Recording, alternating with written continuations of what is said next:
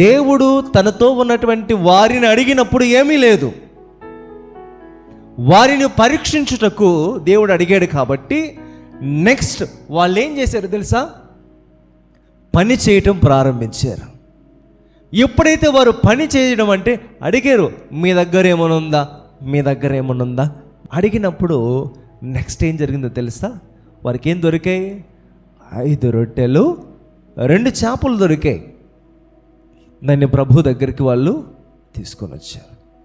మన జీవితంలో అప్పుడప్పుడు ఏముండవు, కానీ దేవుడు చెప్తాడు, చెయ్యి, బయలుదేరి అక్కడికి వెళ్ళు, నా మాట విను, పలాంది జరిగించినప్పుడు నువ్వేం చేయాలి? పని చేయాల.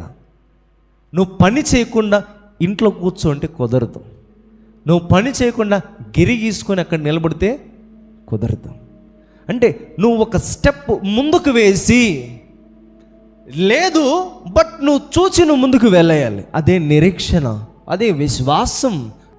దేవుడు చెప్పిన మాటకు మనం లోబడి మనం బయలుదేరి వెళ్ళినప్పుడు ప్రియా దేవుని బిడ్డలారా, దేవుడు ఏదో ఒక దాన్ని ముందుగానే అక్కడ చూశాడు. ఆయన ఉంది, వస్తుంది అని దేవునికి తెలుసు.